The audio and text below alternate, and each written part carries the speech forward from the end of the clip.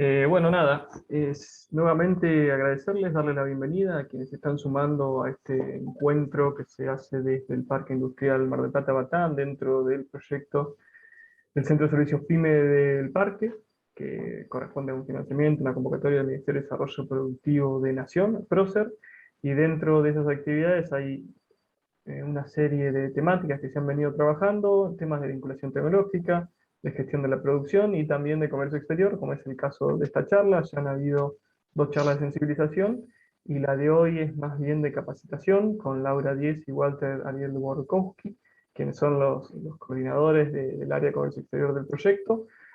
Así que simplemente agradecerles, si quieren, si se animan a prender las cámaras, creo que es mucho mejor siempre, así que los invitamos a eso, la intención de que sea aparte de un espacio formativo y tal vez para conocer algunos conceptos que pueda ser de diálogo y se da un poquito más con las cámaras.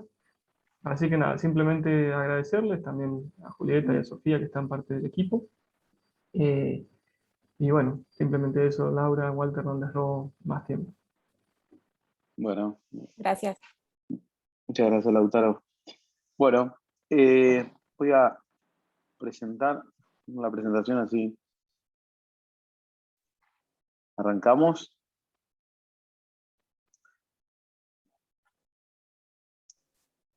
Bien.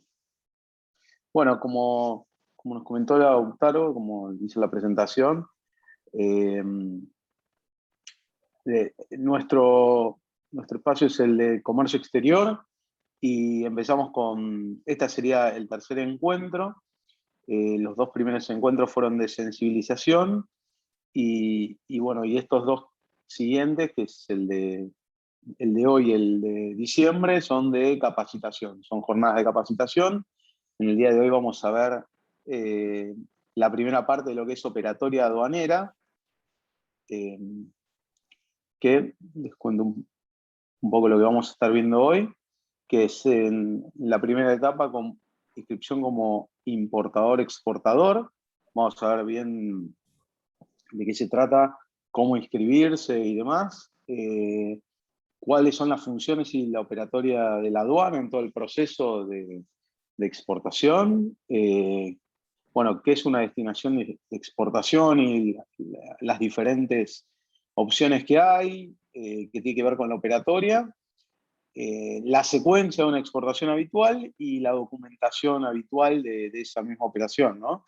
Y por último vamos a ver los estímulos a las exportaciones y los organismos de promoción de las exportaciones, que siempre tratamos de apoyarnos y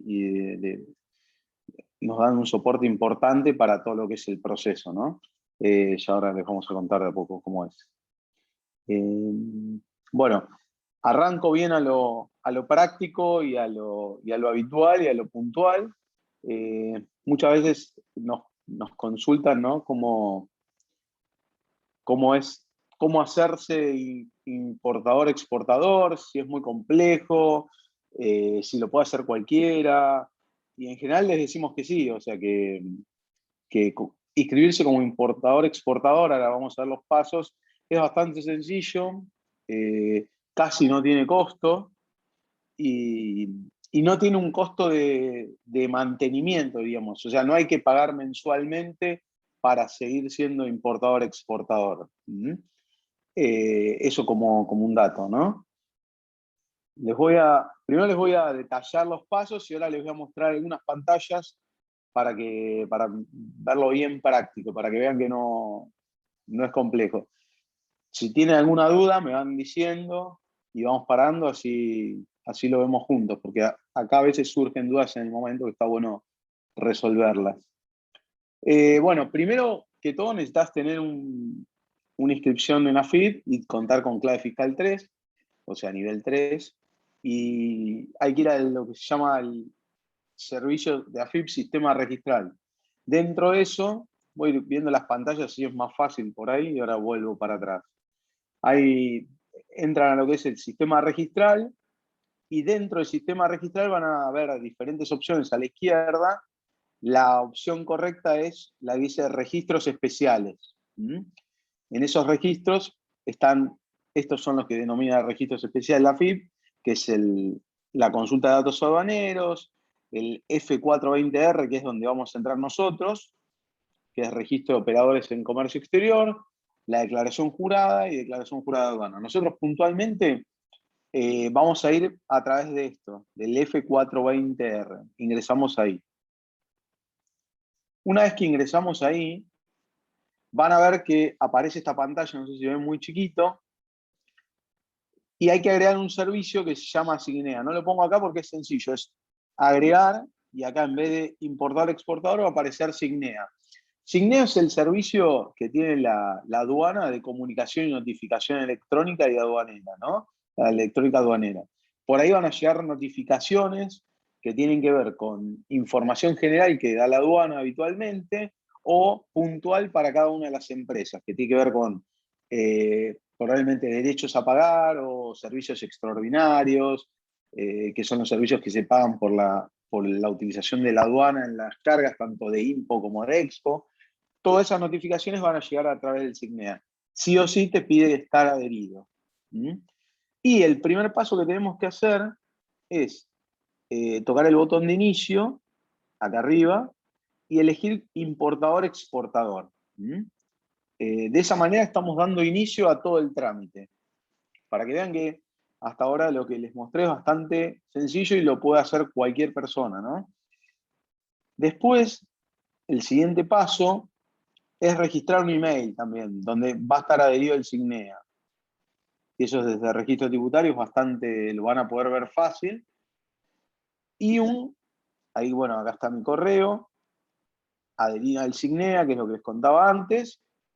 Y ahí vuelvo para atrás para mostrarles los pasos, así no nos perdemos. Crear nuevo domicilio, ahí va a crear un domicilio también, que va a ser el que está declarado en AFIP, asociar el domicilio, tipo operador, bueno, todas estas partes las van a poder ver en el mismo lugar porque se lo va llevando el sistema, ¿no?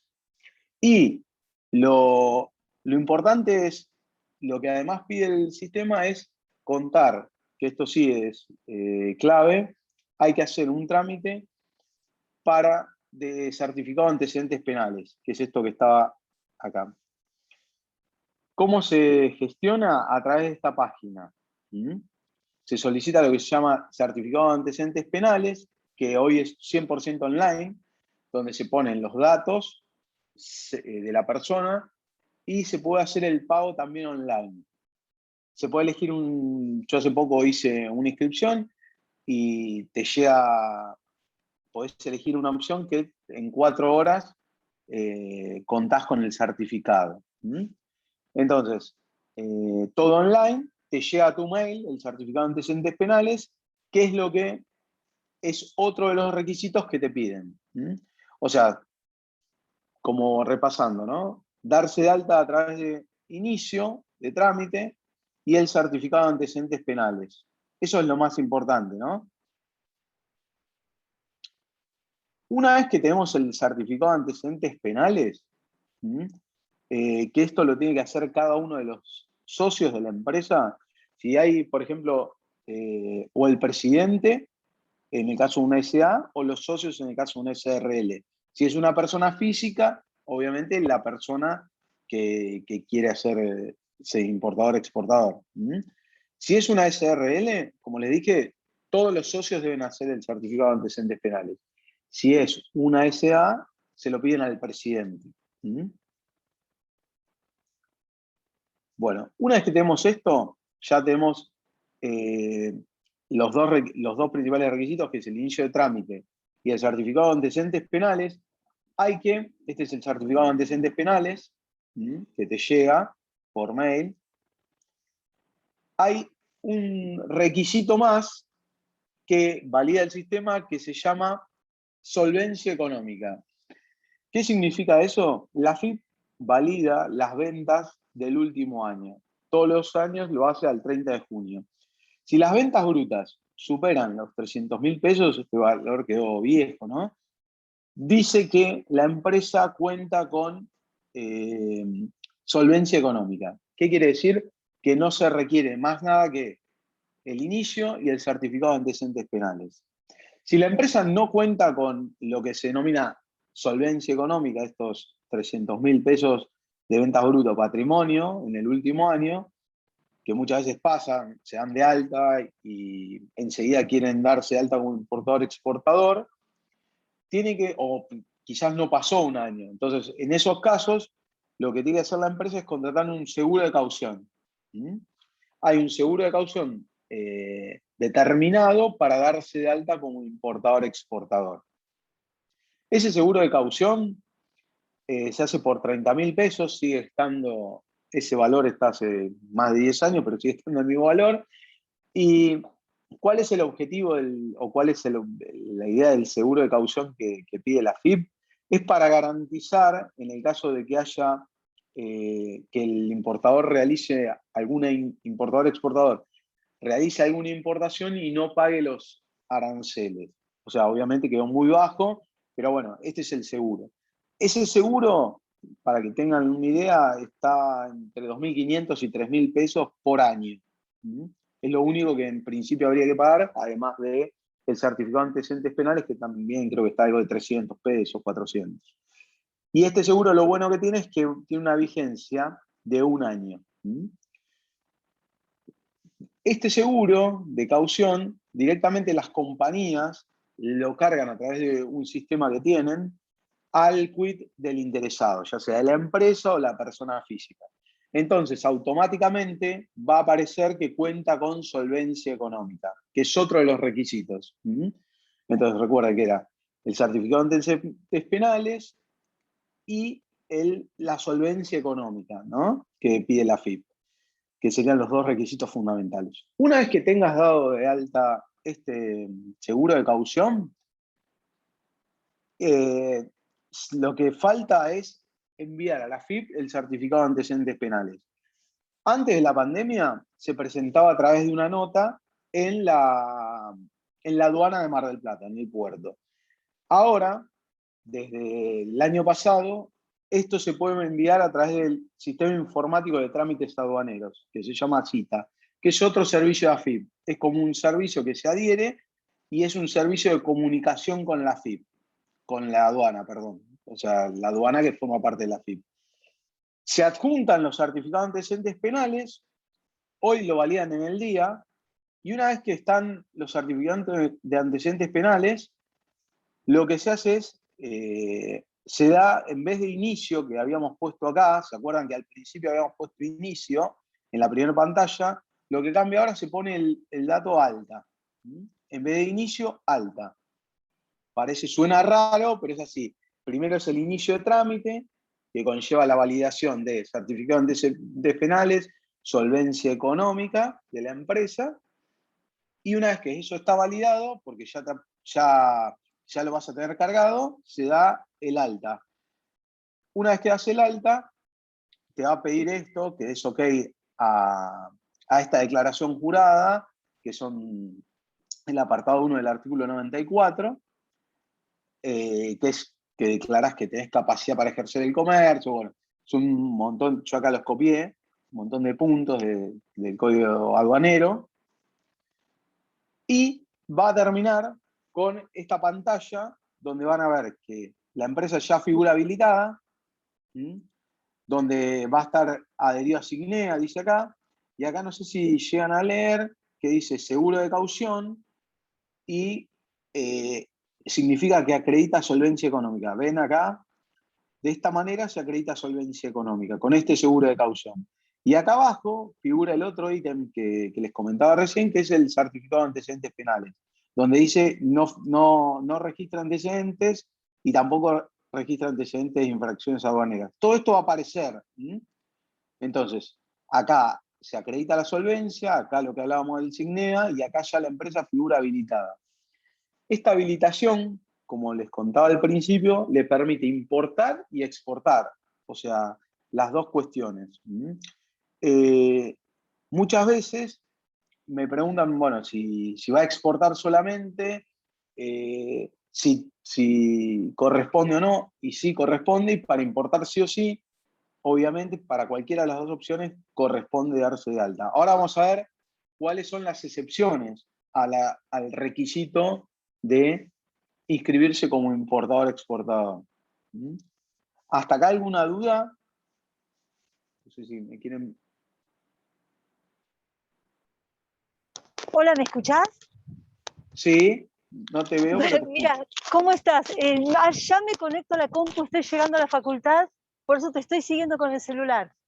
Ah, Te quiero hacer la siguiente pregunta. sí. Una sociedad anónima, recién Mm, constituida, sí, que no tiene activos fijos, pero sí, tiene solo la promesa de ingresos, y que tiene sí, menos de un año de antigüedad, ¿puede inscribirse como importador con sí, ese seguro de caución? sí, sí se puede. Sí, a ver, hay un tema ahí, muchas veces me ha pasado, o sea, últimamente hice 2 o 3 hace poquito y no tuve ningún problema. Antes pedían más cosas.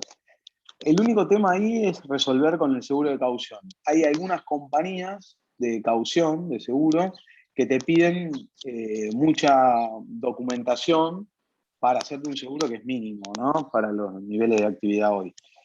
Pero otras no, otras por ahí te piden declaraciones juradas de los socios, por ejemplo, de bienes personales. Estamos hablando de una sociedad que no tiene actividad. Entonces, con su patrimonio, con sus balances o con lo que sea, no puede respaldar o demostrar solvencia. Entonces, lo que se hace es que por ahí el seguro de caución te pide alguna declaración jurada personal del director o del presidente del directorio. Más que eso no te van a pedir, y en general salen. Yo he hecho algunas ahora hace poquito con muy poca actividad y reciente, o sea que habían arrancado y se querían dar de alta y salió en 2 días, porque se agilizó mucho con esto de que es todo online. Entonces, tanto el certificado de antecedentes penales que te llega en un PDF como el seguro de caución te lo hacen enseguida. ¿Mm?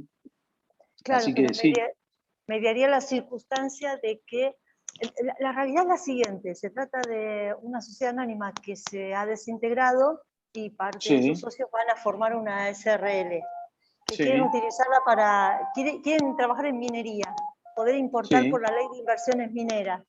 Para sí. eso, fundamentalmente entiendo que tienen que estar inscritos como Sí, importadores, ¿verdad?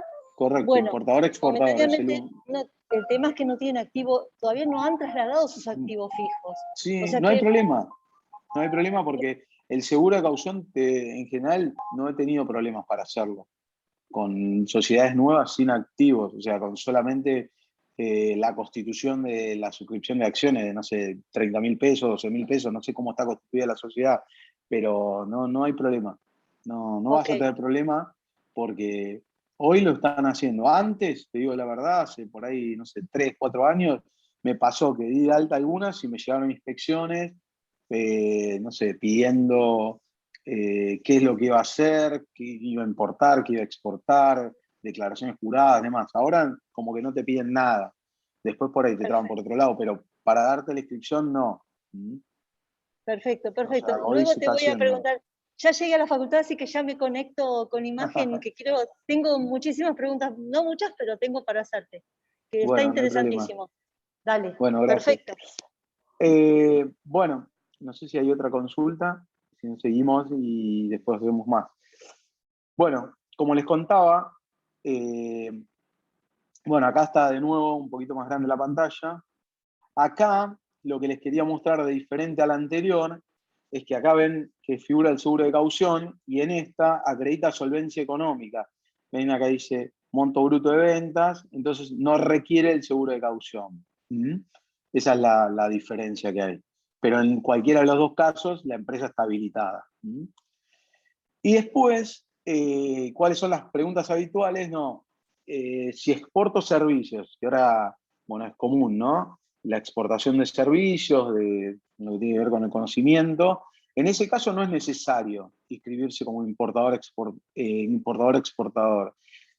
Yo puse acá que es optativa, pero no es necesario para facturar servicios inscribirse como importador-exportador, porque recuerden que no pasan por la aduana, o sea, todo lo que tiene que ver con servicios. Y esto es más que todo para operar en la aduana, ¿no? O sea que no es necesario. Solo con la factura E alcanza para ingresar divisas o para facturar al exterior, ¿no? Y después una de las características que tiene el régimen de exporta simple es que tampoco requiere inscribirse como importador-exportador. O sea, si voy a empezar a hacer pequeñas exportaciones a través del régimen de exporta simple, tampoco necesito estar inscrito como importador-exportador, ya que toda la operatoria aduanera la hace el operador logístico, que llamamos, ¿no? Entonces acá no requiere, es una de los puntos, o sea, de las ventajas que tiene el exporta simple, ¿no? Que no te pide inscribirte como importador-exportador. ¿Mm? Bueno, ¿seguís vos, Laura?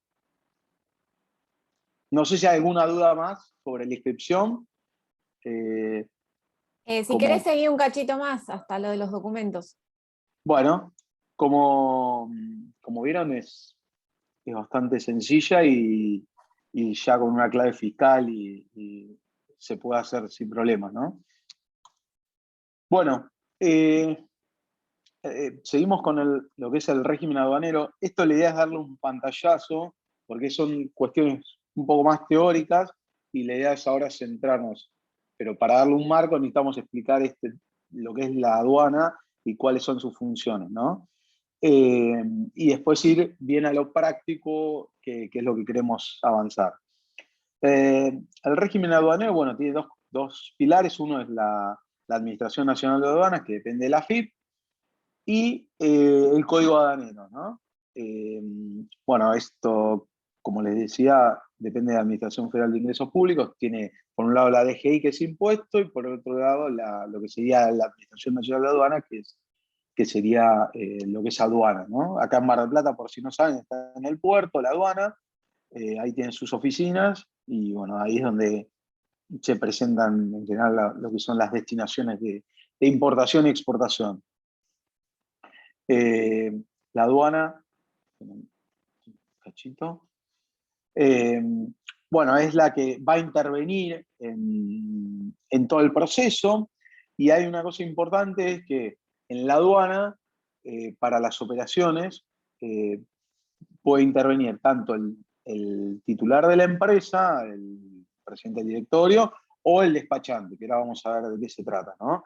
Pero en general interviene el despachante, ¿no? Y bueno, las funciones son, interviene en el estudio y la formulación de proyectos de aranceles, cuotas, medidas de regulación y restricción del comercio exterior, da cumplimiento a acuerdos y convenios en materia aduanera, y realiza el seguimiento y el control de la operatoria de comercio exterior, ¿no? Bueno, hay tareas de investigación, selección, fiscalización, o sea, controla el ingreso y egreso de mercaderías, o sea, va a participar en todas las destinaciones que hagamos, tanto de INPO como de EXPO.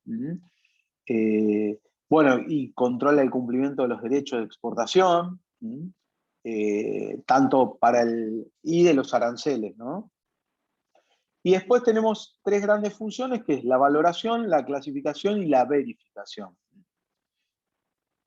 Bueno, la valoración determina los valores de referencia de las posiciones arancelarias, clasifica y contribuye en el armado, o sea, en el tema de las posiciones arancelarias, y muchas veces, si hay dudas en cuál es la clasificación a la cual debe ir un determinado producto, una mercadería, la aduana tiene un departamento que ayuda o te da una devolución sobre cómo clasificar el producto, ¿no? Si es algo muy, muy particular, la aduana es la que ayuda a clasificar y después verifica, que es la tarea que habitualmente vemos, ¿no? en los puntos de exportación o de importación. ¿Querés comentar lo de los operadores? Laura, no sé si quieres seguir con esto. Dale, sigo. Bueno, lo que son los operadores y auxiliares del comercio exterior del servicio aduanero, bueno, podríamos decir los que son los sujetos del comercio exterior, porque cuando hablamos de objeto nos referimos tanto a bienes como a servicios, son, digamos, tanto los bienes como los servicios pueden ser exportados o importados. Y cuando nos referimos a sujetos, es decir, los actores o los protagonistas de la operatoria de comercio exterior, bueno, ahí tenemos un listado Pero los tres principales son, por supuesto, en primer lugar, importadores y exportadores, después despachante de aduana y agente de transporte aduanero, ¿sí? Después tenemos otros sujetos, como son los forward, las empresas consolidadoras de logística, depósitos fiscales, bueno, demás actores que contribuyan a que pueda realizarse la exportación.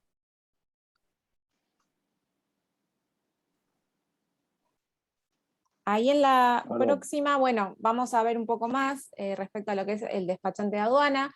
Lo que tienen que saber básicamente del despachante es que es una persona física y que representa a la empresa, al exportador o al importador, ante las gestiones que se deben realizar en la aduana.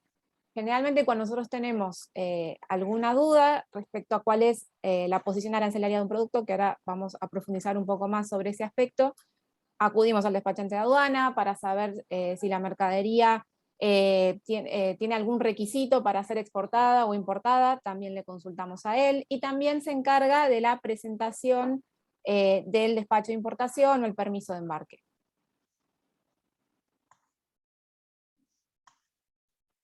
Bueno, ahí lo que tenemos es que las personas de existencia visible pueden realizar gestiones en la aduana o ante el servicio aduanero de forma personal o a través del despachante. Y en el caso de las personas de existencia ideal, tienen que realizar esas gestiones en forma, o sea, a través del despachante de aduana o a través de una persona autorizada, como un apoderado, un presidente o un socio gerente. Después, lo que es la figura del agente de transporte aduanero es el equivalente del despachante para lo que tiene que ver con las gestiones con transportes, ¿sí? Básicamente se encarga de eso, de las gestiones relacionadas con la presentación de documentación del medio transportador. Y bueno, importadores, exportadores, obviamente son los que ingresan mercadería al territorio aduanero y los que sacan mercadería del territorio aduanero. ¿Sí? Básicamente, después, bueno, obviamente ahí tenemos todas las definiciones que están dentro del código aduanero, pero para que ustedes se lleven lo principal.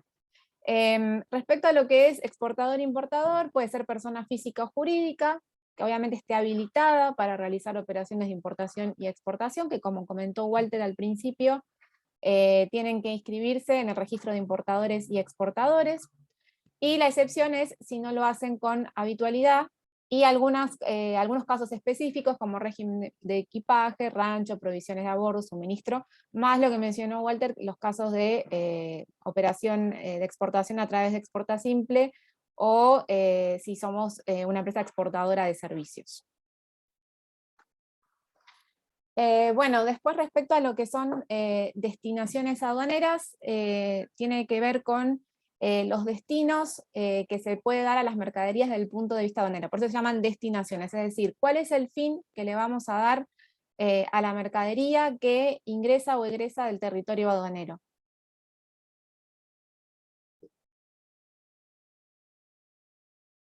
Bueno, como habíamos dicho, el exportador-importador o el despachante de aduana es el que debe realizar esa solicitud de destinación por escrito, ¿sí?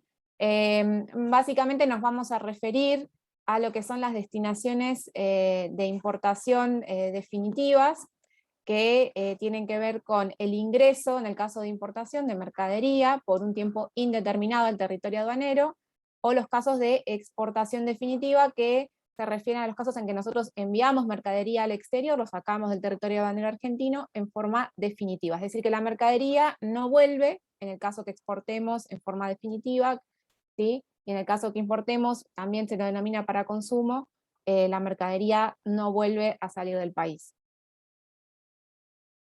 ¿Sí? Entonces, cuando hablamos de exportaciones definitivas o importaciones definitivas, el documento que se genera en el sistema Malvina, que lo genera el despachante de aduana, es, en el caso de la exportación, el permiso de embarque, y en el caso de la importación, el despacho de importación. Bueno, ahí tenemos una imagen, no sé si se alcanza a ver porque son muchos campos, pero bueno, básicamente tenemos la información de la operación, exportador, importador, moneda, tipo de cambio, origen, destino, descripción de la mercadería, posición arancelaria, y hacia el final tenemos el detalle, en el caso de exportación, de derechos de exportación, si se pagaran, que son los aranceles que se aplican actualmente para la mayor cantidad de los productos, ¿sí? Hay algunas excepciones. Y bueno, en el caso de exportación también se detalla el reintegro de exportación, que es uno de los beneficios a la exportación que vamos a mencionar más adelante. Bueno, y en forma complementaria a ese permiso de embarque, desde el punto de vista de la exportación, vamos a referirnos principalmente, digamos, ese permiso de embarque se genera a partir de otros documentos que tienen que presentarse junto con ese permiso de embarque para dar respaldo. Es decir, tenemos factura comercial, documentos de transporte, certificado de origen, póliza de seguro, lista de empaque, o también conocida como packing list, y otros certificados. Ahora más adelante vamos a volver a hablar sobre cada uno de ellos.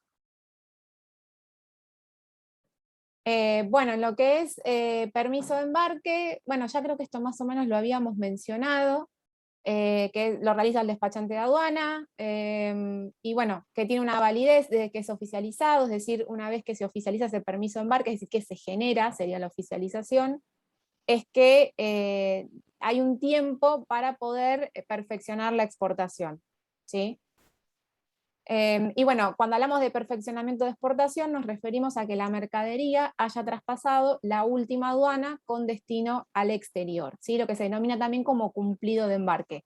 Esa fecha es importante porque a partir de ahí se pueden gestionar los reintegros de exportación, y también, bueno, creo que se puede hacer, si no me equivoco, Walter, gestionar la devolución de IVA, ¿no? Exacto, sí. No, y después también en el caso de los reintegros de exportación, debes que tener, hoy se pide como requisito que hayas ingresado a la divisa, ¿no? Eso después lo vamos a ver muy por arriba, y que se haya pagado el derecho de exportación, ¿no? Eso es Exacto. un requisito. Quisiera preguntarte algo sobre eso. Sí. Viste que Sí. dicen que para devolverte, para reintegrarte, importe IVA de exportación, tenés que tener cerrados todos los permisos.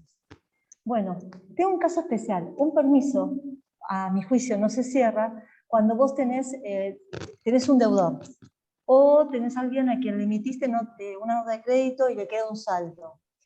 No entiendo por qué nos está sucediendo hoy en día que la AFIP no te devuelve, no procede al reintegro, entendiendo que por algo que no corresponde no estás cerrando el permiso. Pero es una contradicción, porque el permiso no lo podés cerrar porque todavía no cobraste. Yo pensé, digo, hice bien, cuando vos presentás la información de créditos en el exterior, tengo presentado que la empresa tiene un deudor, y sin embargo no lo entiende la AFIP así. O sea, sospecho que nunca lo va a devolver, porque hace como 6 meses que nos estamos peleando, y ellos dicen, no, cierren el permiso. Entonces no podemos porque el deudor no pagó. ¿Qué se puede hacer en ese caso? ¿Qué ¿Vos pensás hablaste? que falta? No, ¿vos hablaste con el banco que tiene nominado ese permiso? Sí, Porque justamente.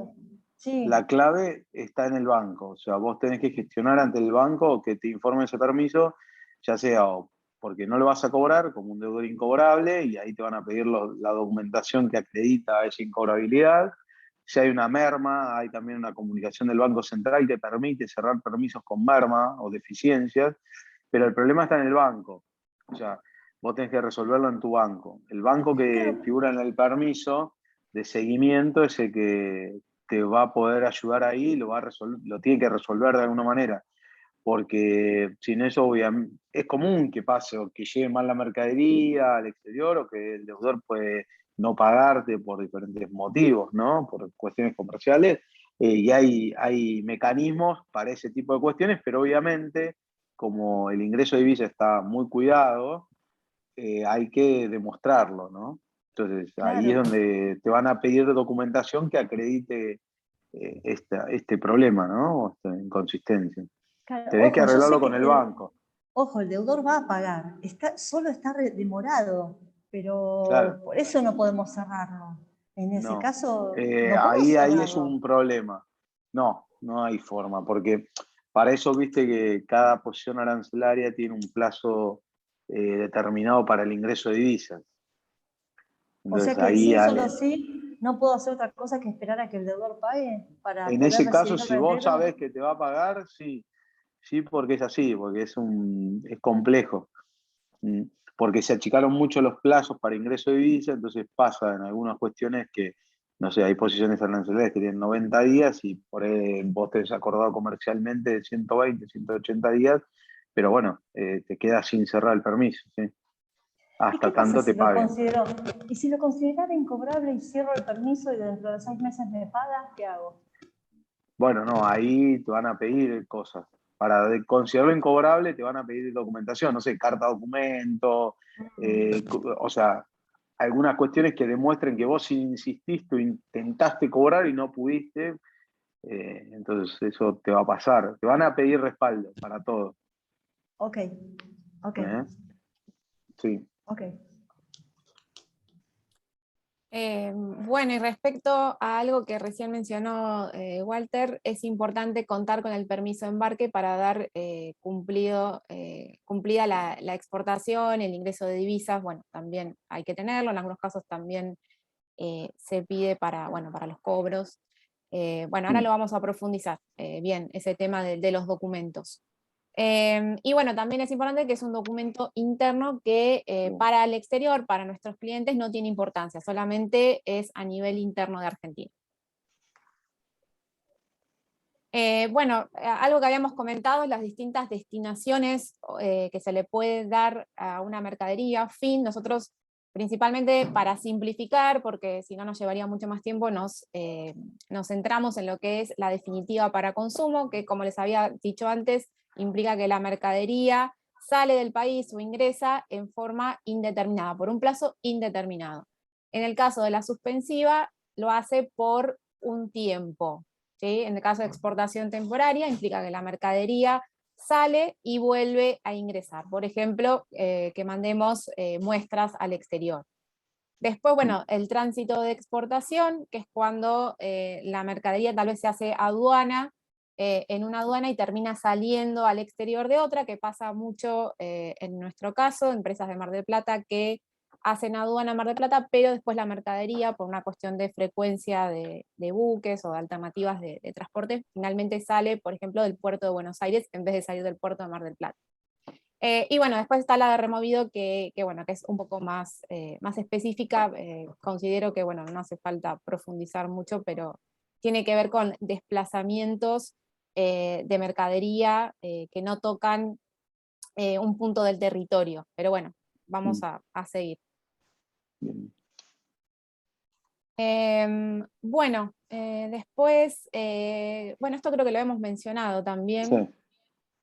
Sigamos, a ver si llegamos a lo de los documentos, que creo que es lo más... y Sí, tenemos el tema de clasificación también, ¿no? sí, correcto. Bueno, esto Esto también está bueno. sí, ¿querés seguirlo vos? Como quieras, sí, bueno. Como que- Acá hablábamos dentro de la operatoria, cuando uno presenta una exportación, una importación, en este caso una exportación ante la aduana, hay lo que se denomina un canal de selectividad. Eso obviamente lo presenta el despachante ante la aduana y ahí el canal puede ser rojo, sí, rojo, naranja o verde, ¿no?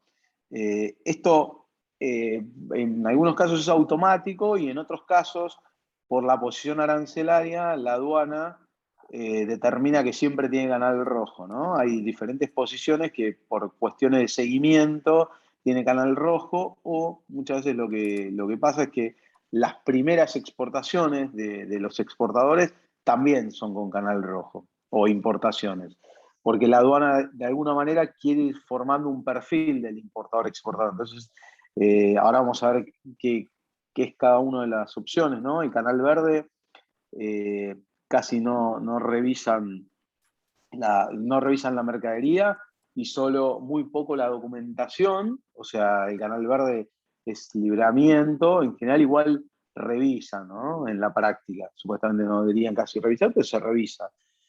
Canal naranja hacen un control documental, lo que se controla que la documentación esté acorde con lo declarado, porque hay, por un lado, la declaración del exportador a través de una factura pro forma, donde va a declarar lo que va a exportar, y la declaración aduanera, que es la que hace el despachante, ¿no? Entonces, que esas dos cuestiones o esos dos documentos coincidan, refleje lo que se está exportando o importando, y que esa posición esté bien, ¿no? O sea, la clave acá es la posición arancelaria, pues la posición va a determinar, ahora vamos a ver de qué se trata, pero va a determinar los aranceles que paga, las intervenciones que lleva. Entonces eso es clave. La aduana en este canal naranja va a controlar eso. Y en el canal rojo, además de controlar esto, o sea, estos canales son incrementales, ¿no? Además de control documental, controla y verifica la mercadería. O sea, que lo que está declarado, tanto por el exportador como en el permiso de exportación, en el caso de una exportación, coincida con la realidad. O sea, tanto de INPO como Expo. O sea, que se esté exportando el pescado que dice exportarse, no sé, el suéter que dice exportarse, con las diferentes características. Ahí también, bueno, con el valor, etcétera, las cantidades, todo controlar. La diferencia es que en el canal rojo intervienen dos personas de aduana y en los otros interviene una, ¿no? En una está el guarda y verificador en el canal rojo, y en una solo interviene uno de los dos, ¿no? El guarda. Entonces, esto requiere, obviamente el canal rojo tiene esa complejidad y muchas veces demora más la operatoria, ¿no? Sobre todo en lo que es importación, porque requiere de una persona más en la operación. Por ahí está ocupada en algunas aduanas, eso puede llegar a demorar un poco más todo. Y como le decía, muchas veces no depende de... A veces es al azar y a veces no. A veces son mercaderías que requieren siempre canal rojo, lo mismo que mercaderías que siempre escanean, o exportadores que ya siempre son canal rojo y siempre escanean. Eso lo determina de alguna manera la aduana. Bueno, después esto es el número de destinación, que es lo que aparece arriba del permiso de embarque. Esto como un dato para que sepan en la práctica, figura el año, la aduana, el código de destinación y el número de permiso, perdón. Y acá tengo tapado. Y el código de control, que es un dígito verificador, el último. Esto lo que permite es que una vez que tenemos la destinación, podemos buscar, hay un sistema, bueno, que era Mis Operaciones Aduaneras, ahora se transformó en MOA Reingeniería, que es un sistema que tiene la AFIP, en la cual se pueden consultar todas las operaciones aduaneras de una empresa, ya sea por fecha, por número de destinación, por estados, nada, se puede ir consultando todo, las intervenciones que lleva una CIMI, todo eso de una operación hoy está disponible a través de lo que se llama el MOA Reingeniería. Es un sistema relativamente nuevo, que reemplaza Mis Operaciones Aduaneras. Acá están los códigos, nada, como dato informativo, ¿no? De los códigos de destinaciones, los diferentes tipos de destinaciones que nos contó Laura recién, que obviamente tenemos como las dos grandes, las de consumo versus las suspensivas, de INPO, de Expo, o transitores suspensivos. Y los diferentes estados que tiene una destinación, puede ser, bueno, oficializado cuando el despachante lo genera a través del sistema Malvina, cuando lo presenta, cuando tiene la autorización, el precumplido, el cumplido de aduana. Muchas veces no se cumple tal cual lo que se pidió, o sea, como que se hace un pedido a la aduana de exportación y quizás se carga menos por diferentes cuestiones, y entonces eso lleva un cumplido y un posembarque donde se van a declarar las cantidades definitivas de la operación, ¿no? Y después, bueno, cuando está cancelado o cuando está anulado, y el libramiento es cuando está despacho a plaza, ¿no? Cuando ya está liberado. Está bien. Walter, si querés ya seguimos con lo que es clasificación, si querés sigo yo. Sí, dale, Así, pues clasificación. estamos medio justos de tiempo, a ver si Sí, llegamos. sí, estamos bien. Bueno, lo que es clasificación, para que se lleven algunos tips, podríamos decir, tiene que ver con ubicar a las mercaderías, y ahí recalcamos que son mercaderías, bienes tangibles, que es lo que pasa por aduana, dentro de lo que es el sistema arancelario, ¿sí? O la nomenclatura arancelaria. Nosotros a nivel internacional contamos con lo que es el sistema armonizado de designación y codificación de mercaderías, que son los 6 primeros dígitos de una posición arancelaria. Walter, ¿tenés esa filmina donde está el Sí, ejemplo de la perdón. posición? No, está bien, así vamos directo a eso Ahí, que por ahí. Ahí, sí. sí. Donde tenemos los 6 primeros dígitos, que son a nivel mundial, lo que sería el sistema armonizado, que este sistema armonizado lo genera la Organización Mundial de Aduanas, y lo importante de esto es que con los 6 primeros dígitos podemos comunicarnos con cualquier cliente en cualquier parte del mundo, ¿sí? Esa es la idea de que exista una posición arancelaria como una forma de uniformizar el lenguaje, simplificarlo, ¿sí? Más allá de las diferencias que pueda haber de idiomas o, no sé, complejidades del tipo de mercaderías. Nosotros estamos vendiendo un producto, lo primero que nos van a preguntar es la partida arancelaria. Entonces, los 6 primeros dígitos son los mismos a nivel mundial. Bueno, a esos 6 primeros dígitos le sumamos 2 más y tenemos lo que sería la posición arancelaria a nivel Mercosur, ¿sí? La nomenclatura común del Mercosur, porque nosotros formamos parte del Mercosur. Y después tenemos 3 dígitos más y una letra, que son los que nos completan la posición arancelaria SIM, que es la que utilizamos en nuestro país y la que van a ver que figura en el permiso de embarque. Entonces, ¿por qué es importante contar con la posición arancelaria? Porque nos permite obtener información, ¿sí? Además de lo que les había comentado antes, nos permite comunicarnos con nuestros clientes, nos permite buscar información, nuestro cliente también va a buscar información que tiene que ver con barreras arancelarias, pararancelarias, es decir, cuánto nos sale exportar el producto, cuál es el derecho de exportación, cuál es el reintegro, que sería un beneficio para nosotros. Del lado de nuestra contraparte también va a querer saber cuánto le sale importar el producto. Entonces, toda esa información, además si también quieren buscar información de mercado, necesitan contar con esa posición arancelaria. Si te parece, Walter, pasamos el ejemplo y vamos a lo que sigue, Sí. porque si no, no vamos a llegar. ¿Querés ver este ejemplo?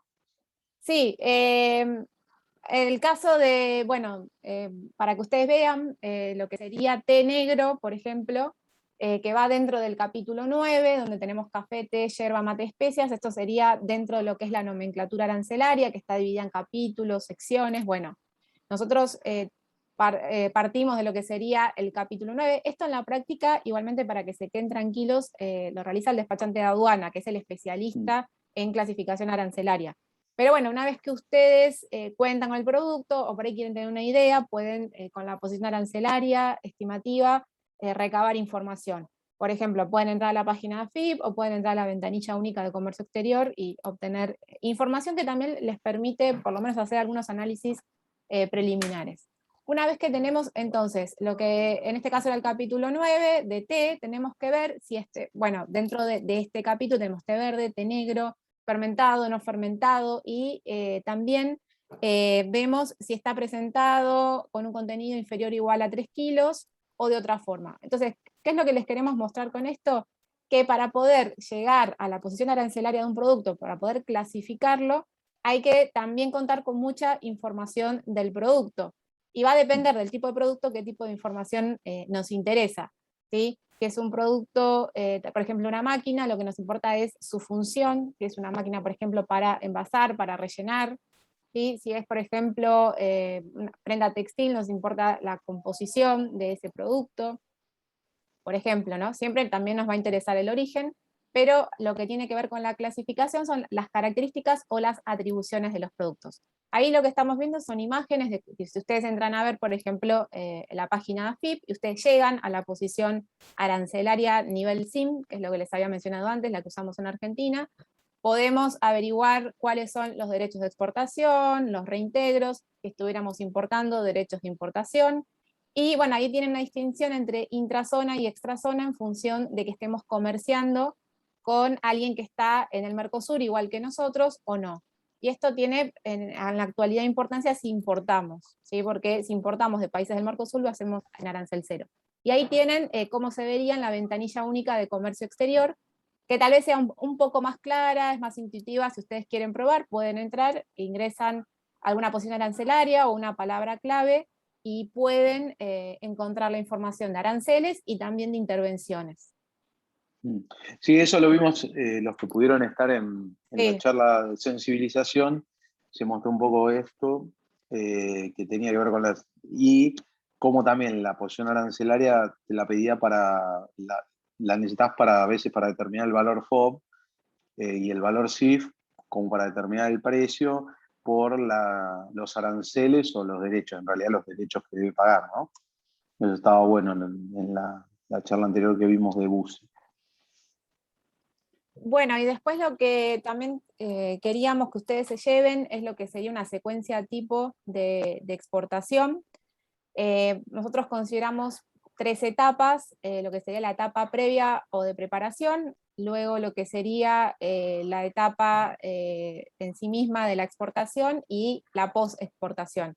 Dentro de lo que sería la etapa previa o preliminar, tenemos lo que es el proceso de que nuestro cliente nos solicita la cotización del exterior, nos pide la posición arancelaria, investiga si los números le cierran en algún punto, y si efectivamente, bueno, el producto cumple con las características que necesita, si necesita algún certificado, bueno, el cliente verifica todo eso, si le interesa nuestro producto, entonces nos confirma y nos envía la orden de compra para que nosotros podamos empezar la fabricación del producto. Luego, en la próxima capacitación que hagamos, vamos a hablar un poco más del tema de financiación, porque puede ser en este punto que también nosotros le pidamos un anticipo a nuestro cliente para poder empezar a fabricar la mercadería. Luego lo que sería la etapa de armado del embarque y también del permiso de embarque, es que, bueno, nosotros entonces producimos el producto, nosotros también tenemos en cuenta lo que nos está pidiendo el cliente que necesita para ingresar su producto en su país, y nosotros también tenemos en cuenta lo que necesitamos, de acuerdo al tipo de producto siempre, en nuestro país para poder exportarlo. Por ejemplo, enviamos mercadería sobre pallets, que necesitamos un certificado de fumigación de pallets para acreditar que los pallets no tienen ninguna plaga, por ejemplo, ¿no? Si es algún producto sanitario, por ejemplo, en el caso de Mar del Plata, pescado, bueno, se necesita un certificado sanitario para poder hacer la exportación y también el ingreso en el país de destino. Entonces, después, una vez que la mercadería ya se está por finalizar, se va avanzando en lo que es la gestión logística, se gestiona la reserva del espacio en el buque, en el avión, bueno, lo que sea el medio de transporte, si es terrestre, aéreo, marítimo. Luego también, bueno, esto que les comentaba, se van gestionando los documentos que nos hacen falta para exportar la mercadería, y unos días antes de enviar la mercadería se envía la información al despachante para que genere el permiso de embarque que habíamos mencionado anteriormente. Para esto nos valemos de tener los documentos que habíamos dicho antes, la factura pro forma, bueno, en realidad tenemos que tener la comercial sí o sí, la lista de empaque, certificado de origen y otros documentos que nos pidan, pero para hacer el permiso sí o sí con factura comercial, lista de empaque y CO. Después, bueno, también vamos a tener el documento de transporte. Entonces el despachante habilita el permiso de embarque con 24 horas de anticipación. Ahí la aduana tira canal, como había explicado Walter, puede salir rojo, verde o naranja. Y bueno, ahí puede haber alguna demora en función de si el canal es rojo o si es naranja, ¿sí? Si hay que hacer la verificación de la documentación y también encima de la mercadería. Y bueno, obviamente para que la mercadería efectivamente pueda enviarse a otro país, previamente nosotros tenemos que haber pagado la factura del flete y los gastos locales, es decir, los gastos de manipuleo de la carga en origen, o sea, en nuestro país. Y por último, bueno, una vez que tenemos todos los documentos, se los enviamos a nuestro cliente. Generalmente lo que se hace es que previamente a su emisión se pide confirmación de esos documentos, y en el caso, bueno, que sea un envío vía marítima, es importante considerar que la mercadería, que los documentos no viajan con la mercadería, lo contrario pasa con carga aérea y carga terrestre. Entonces, en el caso de que sea un envío vía marítima, generalmente lo que se hace es enviar la documentación por courier, ¿sí? distintas alternativas, porque, bueno, después lo vamos a ver en el próximo encuentro, el BL tiene un valor importante en lo que tiene que ver con la propiedad de la mercadería. Y entonces, acto seguido, lo que veníamos diciendo, se cierra la factura y el permiso de embarque, la exportación se finaliza cuando se ingresan los fondos en el banco en su totalidad y se da cumplimiento al permiso de embarque, a grandes rasgos, ¿no? Y eso que les decía, el cierre de factura y permiso de embarque es algo que se tiene que hacer una vez que está cumplida la exportación, que se hace a través de la página AFIP. Y consideramos terminada la operación de exportación en algún momento cuando finalmente se pueden cobrar los reintegros. Bueno, creo que ya estamos súper justos de tiempo, pero Sí, pasamos por ahí los documentos, como para sí, que sí, si querés si alguno no seguir, los o sea, por conoce. ahí comentales en general y de última Sí, después lo que nos falte lo seguimos la próxima. claro. Los documentos usuales, los más importantes, en realidad son la factura comercial, depende de algunos países la piden visada, el conocimiento de embarque, que es lo que da propiedad a la mercadería, que es el BL si es marítimo o multimodal, el CRT si es terrestre y la guía aérea si es aéreo, ¿no? Y los certificados que requiera, como dijo Laura, dependiendo del país, dependiendo la mercadería, perdón, ¿no? Sistema generalizado de preferencia, SALAR y Mercosur, depende, hay diferentes certificados de origen, ¿no? En realidad depende de cada destino el certificado de origen. Ahora, por ejemplo, lo que es Mercosur o varios países del Mercosur, Chile, Uruguay y no sé, Paraguay, sí, también el certificado de origen es digital y se envía un archivo a la aduana, automática entre las aduanas. O sea, lo pueden levantar las aduanas sin problema. Lo genera siempre, se genera digitalmente, pero que ahora se puede firmar digitalmente a través de trámites a distancia y demás. Los diferentes organismos lo van generando a través de esa plataforma. Y notas que tiene que tener la mercadería, que puede ser un packing list que siempre se envía, que es un detalle de la mercadería, el peso y demás, y un romaneo, que es donde por ahí se especifica en el romaneo, dicen qué fue en cada una de las filas del contenedor, por ejemplo. Si hay algún problema, se puede determinar fácilmente en qué fila estuvo el inconveniente, por qué, etc. Les muestro rápido los documentos. Esto es una proforma. La proforma es un documento que emite el exportador y no tiene ninguna formalidad del punto de vista de la FIP, ¿no? Porque se puede generar en un Word, en un Excel, pero sí es el puntapié para el contrato de compraventa, ¿no? Entre el cliente y el proveedor, ¿no? Yo en esta proforma voy a poner toda la información de la operación, forma de pago, plazo, cantidad, todas las condiciones de la operación van a estar en esta factura pro forma. Y es lo que me va a permitir a mí avanzar con la elaboración del producto o con la preparación del pedido, si está en stock, ¿no? Después tenemos la factura original, que sería la factura comercial, que se llama, que esa factura la genera el exportador a través de la página AFIP, a través de comprobantes en línea, ¿no? Y se genera, donde ahí se especifican todos los datos del exportador e importador, el producto, bueno, la cantidad, precio, y siempre está en dólares, se determina en dólares, y al tipo de cambio oficial que establece en ese momento la FIP, del día de la factura, ¿no? La factura es E de exportación. Esta misma factura se utiliza para la exportación de servicios. Después tenemos una lista de empaque donde está, como les decía, el detalle de la mercadería que se está enviando.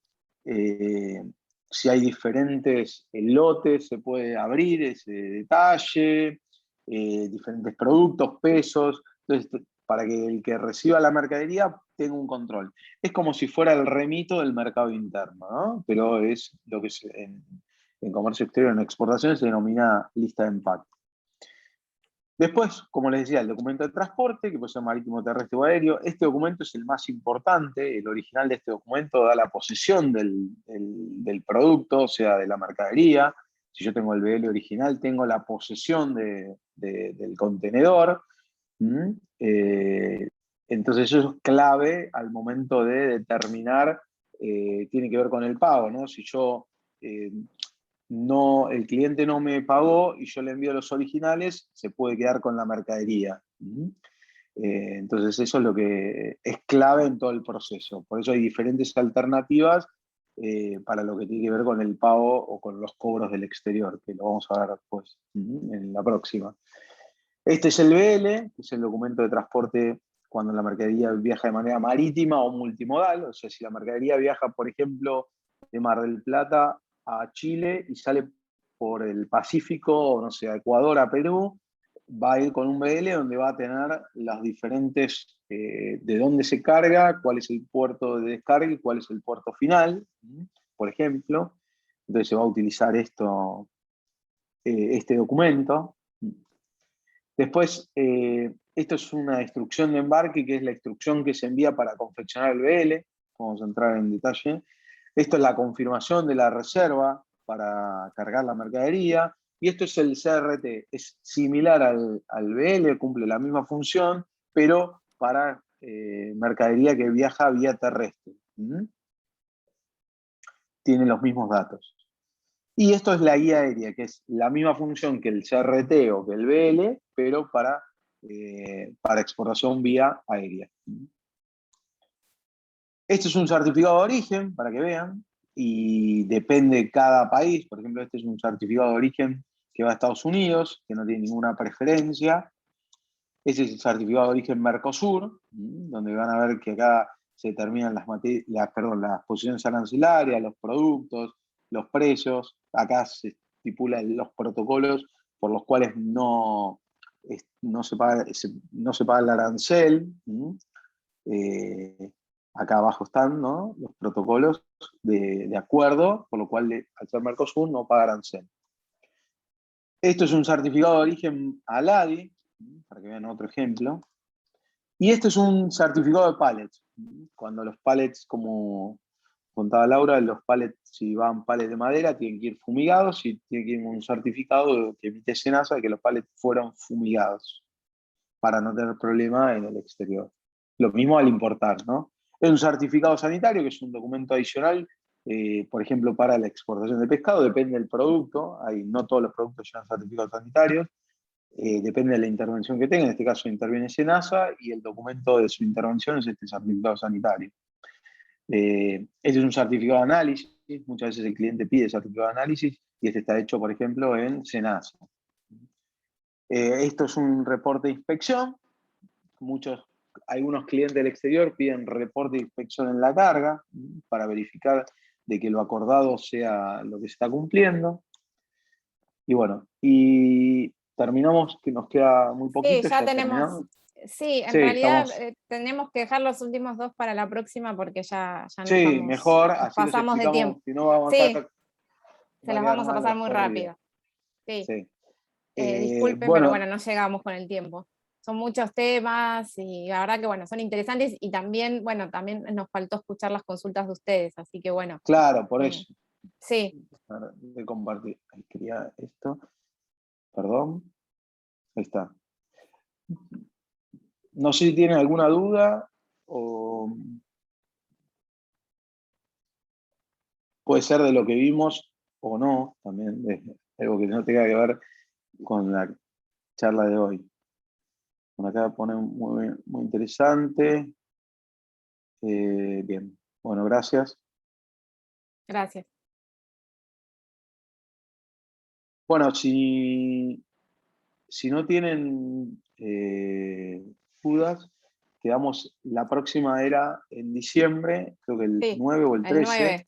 El 9 de sí. diciembre, y la idea es continuar con lo que nos quedó de esta primera charla de operatoria y seguir con la parte de operatoria 2. La idea es hacerlo bien práctico y bueno, si tienen algunas dudas sobre lo que vimos hoy o bueno, cualquier otra cuestión vinculada con estos temas, la pueden traer para la próxima también.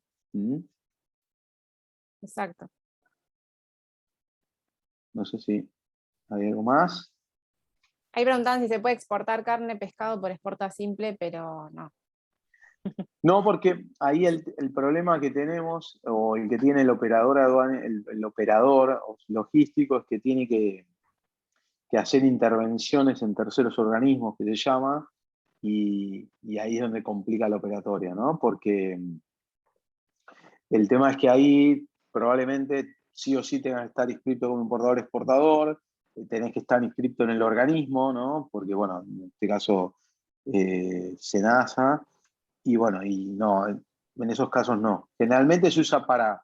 y además, también hay que tener en cuenta que, bueno, que tiene que estar toda la cadena de logística diferenciada. En general se usa mucho para cuestiones que tienen que ver con lo textil, el exporta simple, alimentos también, aunque lleva alguna intervención, muchas veces ahí a veces el operador lo puede hacer y a veces no, depende de cada producto, porque también al tener una intervención, el tema que el exporta simple, si bien obviamente facilita la exportación, no puede de ninguna manera dejar librado todo lo que tiene que ver con la salud, ¿no?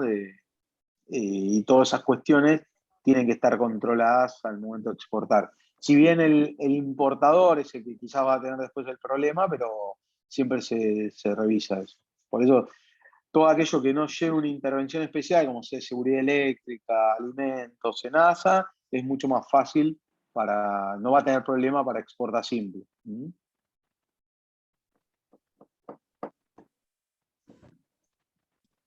Bien. Bueno, Bueno, si perdón que les nos pasamos un parece, poquito. Laura y Walter, creo que esto que planteaban está bueno, de seguir el próximo encuentro, que de hecho era como la segunda capacitación en tema de comercio exterior, el 9 de febrero, El 9, 9 de 9 de diciembre. diciembre. estoy con la cabeza.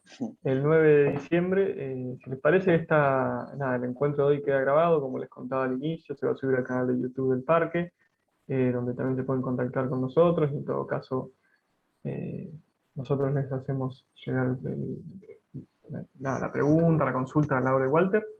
Así que nada, nuevamente agradecerles y eso, nos vemos en el próximo encuentro de comercio exterior dentro, como les decía, del proyecto del Centro de Servicios PYME del Parque. Gracias Laura y Walter nuevamente. Perdón, No, ¿nos podrías gracias. subir el Por favor. PDF? ¿Podés subir al grupo el PDF? Que